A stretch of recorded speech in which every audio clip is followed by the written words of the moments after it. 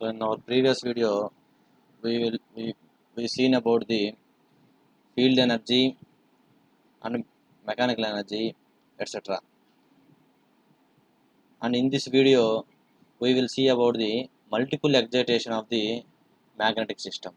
So what is meant by multiple excitation of the magnetic system field systems means here we have one magnetic field system with two electrical excitations.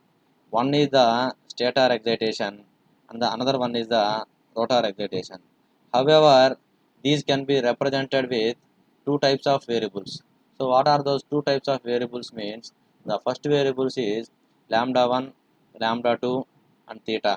And the second variables are I1, I2 and theta. So we can excite this stator system, that means not stator system, the magnetic field system by using two ways. What are those two ways means? Stator excitation and next one is the rotor excitation. So in this, if you want to find the magnetic field system field energy equations, definitely we will do the analysis with in two ways. That means what means by considering the lambda 1 lambda 2 theta as the variables and I1 I2 theta as the variables. In two ways we can analyze. So first we can analyze with respect to the lambda 1 lambda 2 and theta. So if the flux linkages are used to describe the system, then the equation for the torque developed is minus dou wf of lambda 1 comma lambda 2 comma theta by dou theta. So this is the equation, and that means we can represent our field energy in terms of the lambda 1 and lambda 2 and theta. And how we can represent means we know that the energy is equal to E into I into dt. So here I is the I and E means d lambda by dt, and we have dt cancel, then we get only d lambda. So the energy equation is normally we know that the I lambda. So since we have there two windings, that means one winding is for the stator winding and another winding is for the rotor winding. Definitely we have to write the function representation in terms of the individual windings. So what are those individual windings means? This one is the energy because of the stator winding and this one is the energy because of the rotor winding. So that energies are nothing but integral 0 to lambda 1 I1 d lambda 1 plus integral 0 to lambda 2 I2 d lambda 2. And the analogous equations for this are I1 is equal to dou wf of lambda 1 comma lambda 2 comma theta by dou lambda 1, and I2 is the dou wf of lambda 1 comma lambda 2 comma theta by dou lambda 2. And what are the analogous equations means? We can write the analog equations for the lambda 1 and lambda 2 also. So what are the analog equations for the lambda 1 and lambda 2? For lambda 1 dou lambda f of I1 comma I2 comma theta by dou I1, and lambda 2 is equal to dou lambda dash f of I1 comma I2 comma theta by dou lambda 2.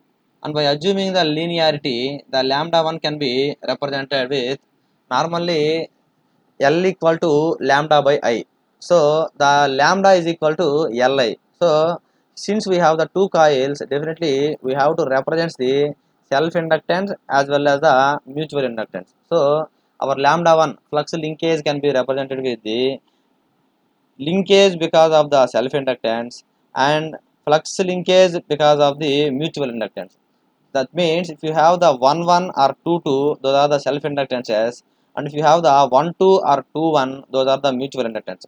So the lambda 1 is the combination of the self inductance and mutual inductance, and similarly the lambda 2 is also the combinations of the mutual inductance and self inductance. Normally the first coil links with the second coil with some inductance, that is mutual inductance, and at the same manner the second coil links with the first coil with that same inductance. So that's why the L12 is equal to L21 always.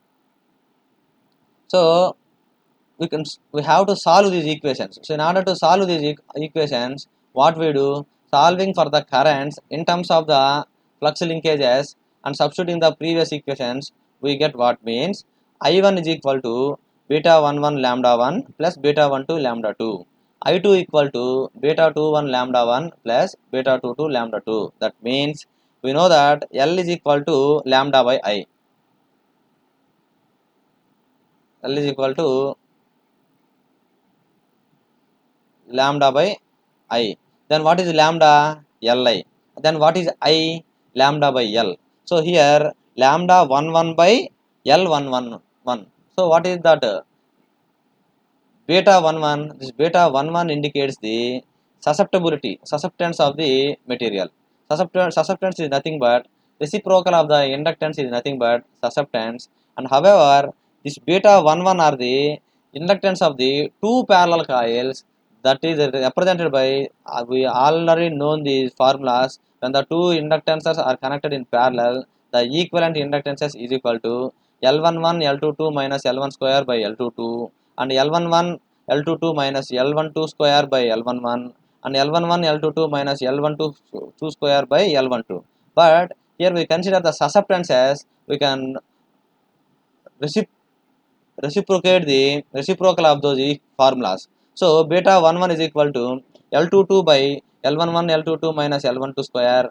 Beta 22 is equal to L11 by L11 into L22 minus L12 square, and beta 12 is equal to beta 21 is equal to minus L12 divided by L11 L22 minus L12 square. So these are the values, and we can represent the I1 with respect to the lambda values. So by solving these equations, that means in the previous we have omega wf of lambda 1 comma lambda 2 comma theta is equal to integral 0 to lambda 1 I1 d lambda 1 plus integral 0 to lambda 2 I2 d lambda 2. So substitute these I1 values and I2 values here, and by solving, and that means by conducting some integration and solving these equations, finally we get the formula for the WF in terms of the L1, L2 and theta as the variables as half B11 lambda 1 square plus beta 12 lambda 1 lambda 2 plus half B22 lambda 2 square.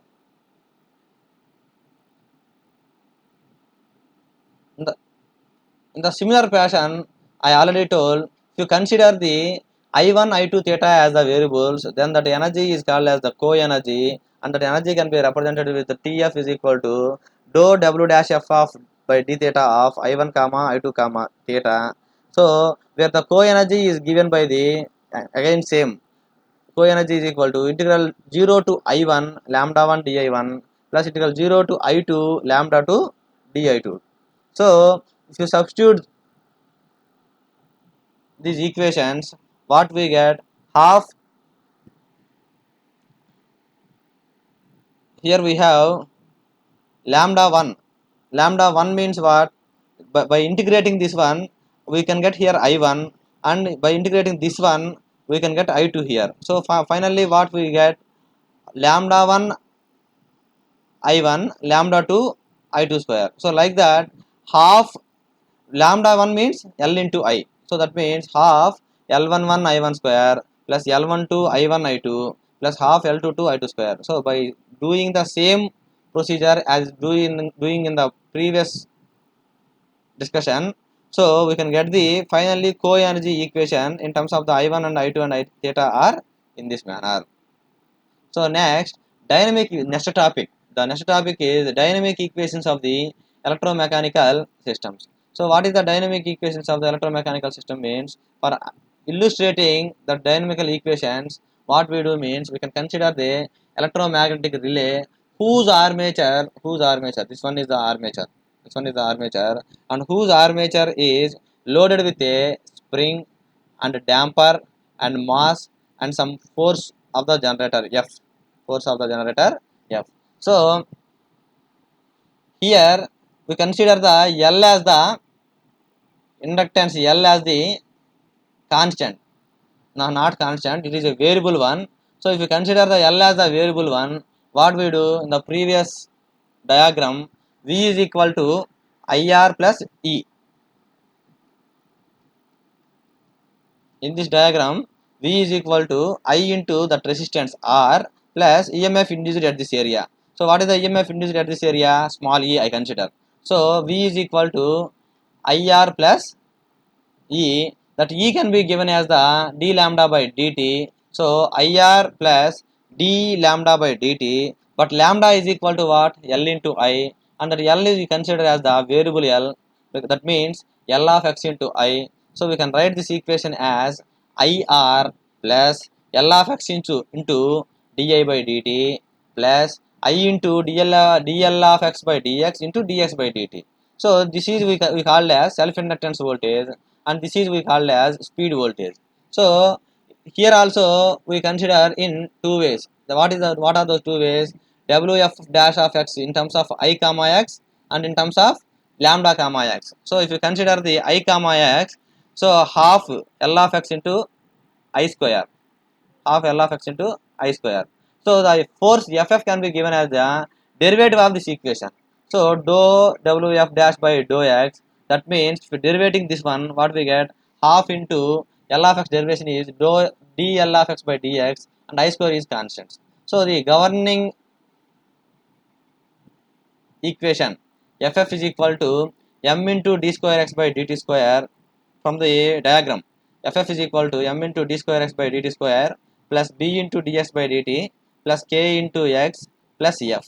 But what is Ff? Ff is equal to half I square into dl of x by dx. So what we do means we can find out the L of x value, from the diagram, and we can derive with respect to, we can substitute the normal Lx value, and we can substitute the derivation of the Lx value in these two equations, one equations and two equations. Then we get the one equation. That equations are nothing but the dynamic equations. This is the concept. So for that, what we do means, in the previous diagram there will be a x. So the distance between those two can be given as the 2 into I naught minus x. This is the distance, not is the current. So 2 into I naught minus x. In the diagram, if you see the diagram, so we can understand that the distance is 2 into I naught by x, and the inductance L can be given as the self inductance. L can be given as the what? What is the self inductance formula?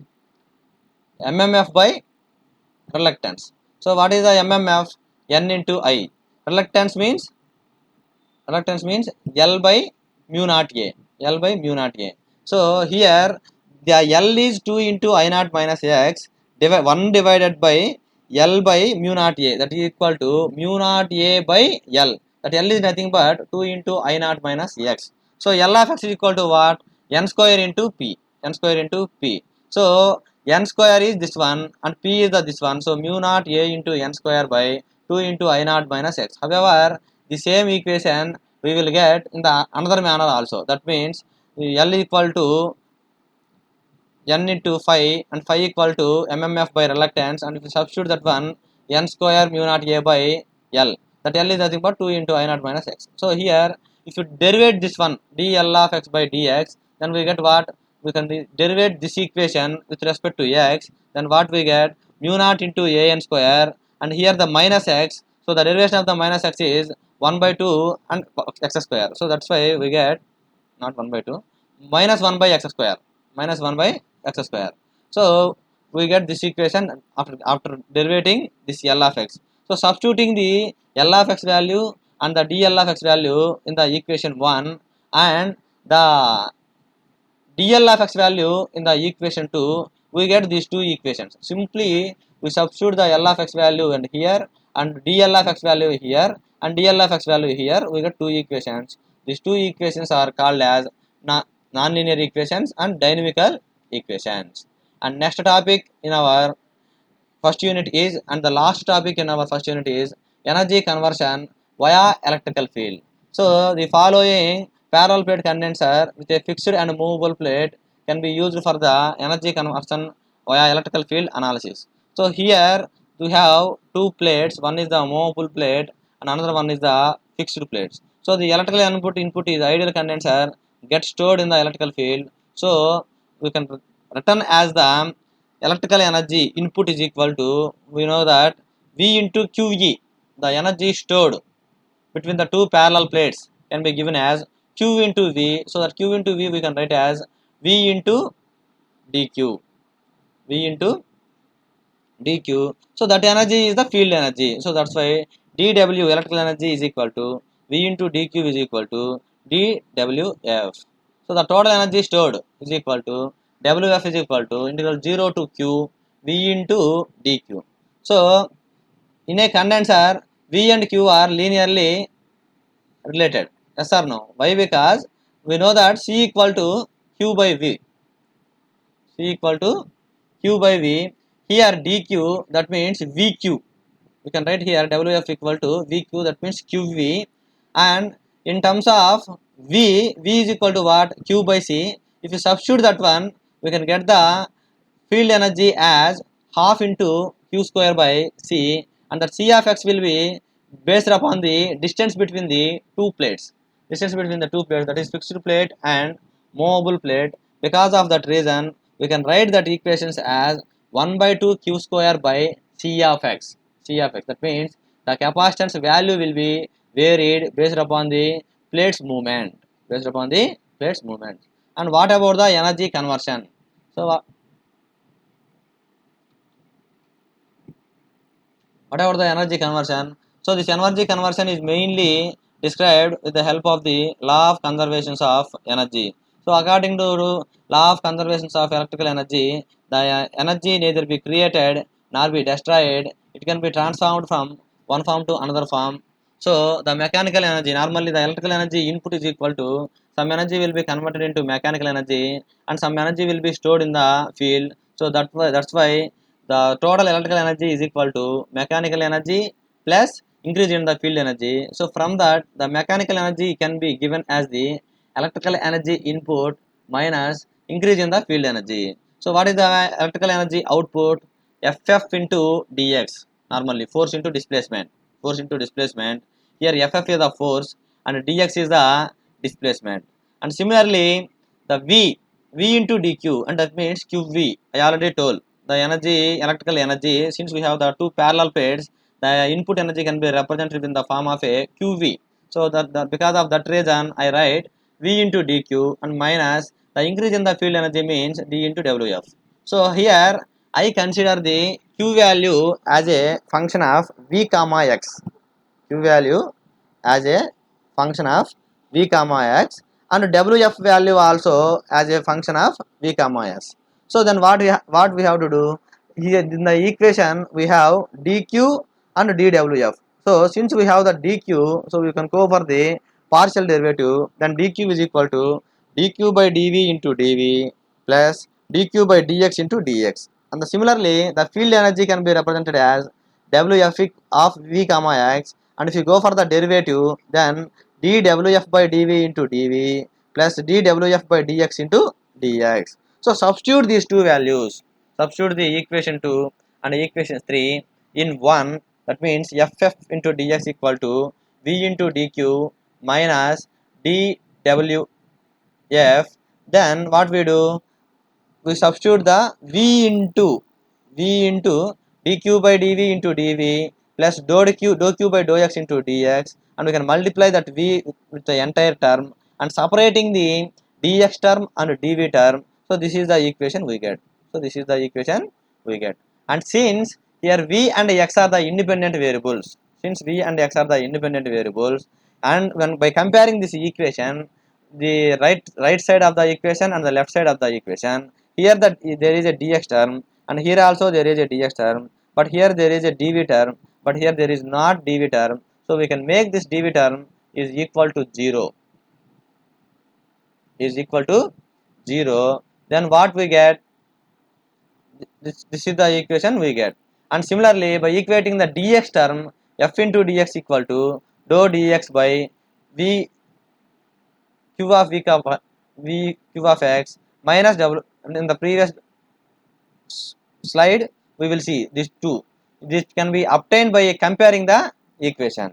So in the similar fashion, for defining the co-energy, up to now what we define means we defining the field energy. We defining the field energy. So for defining the co-energy, what we do in the previous discussion, that means while defining the field energy, we can consider the Q and WFF of x in terms of the Q V comma x, and here the co-energy V comma, we can consider the WF dash of x equal to V comma x, that equal to V of Q of V comma x minus W of V of x. What is that one?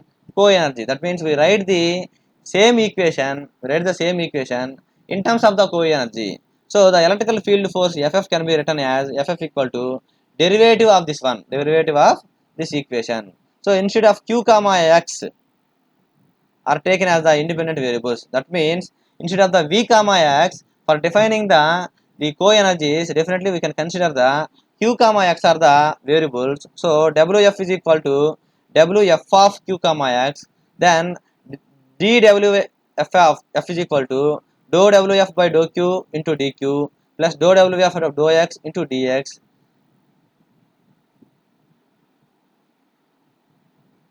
into dou x.